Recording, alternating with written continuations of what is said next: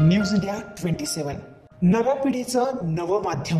कर्जदार आपले कर्ज फेडण्यासाठी तयार असताना देखील आरबीआयचे सर्व नियम धाब्यावर बसवून मनमानी करणाऱ्या तसेच कर्जदारांच्या संपत्तीला बेकायदेशीरपणे सील लावणे, जप्ती करणे, त्यावर बंदी घालणे यांसारखे प्रयोग करत परिवाराला मानसिक त्रास देणाऱ्या मोतीलाल ओसवाल होम फायनान्स लिमिटेडच्या प्रवृत्तीवर आळा न घातल्यास परिवारासमोर सामूहिक आत्महत्या करण्याशिवाय दुसरा पर्याय नाही, असा इशारा त्रस्त कर्जदार श्रीमती शोभाताई जाधव आणि प्रवीण जाधव यांनी पत्रकार परिषदेमध्ये दिलाय।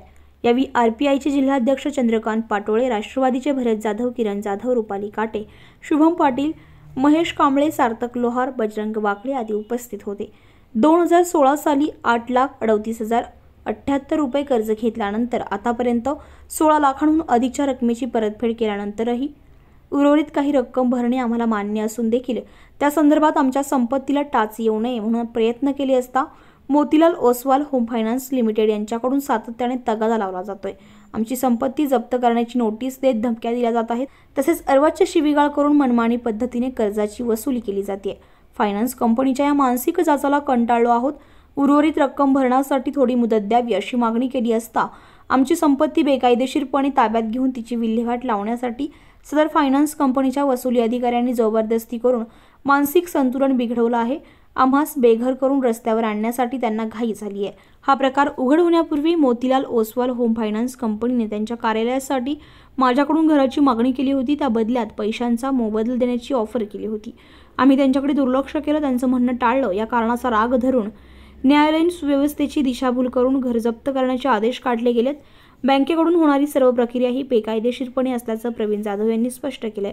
अनेकांची फसवणूक करणाऱ्या फायनान्स कंपनीच्या विरोधात तीव्र आंदोलन करण्यात येणार असल्याचं रिपब्लिकन पार्टी इंडियाचे जिल्हाध्यक्ष चंद्रकांत पाटोळे यांनी स्पष्ट केलं।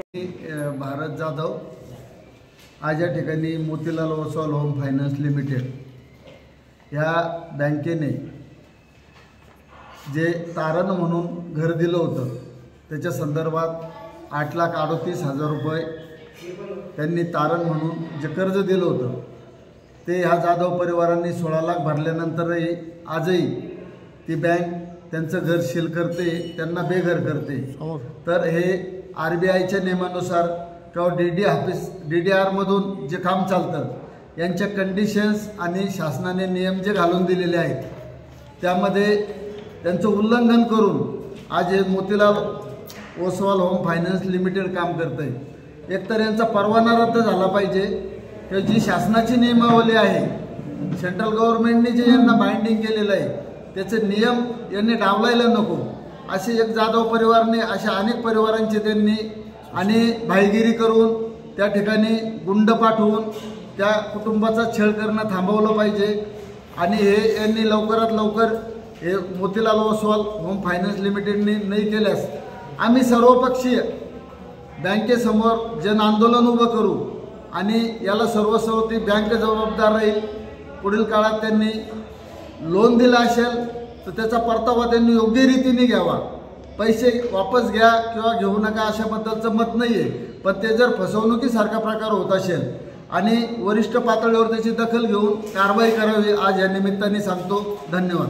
न्यूज इंडिया मराठीसाठी हेमंत काळमेघसह अश्विनी पुरी, नाशिक।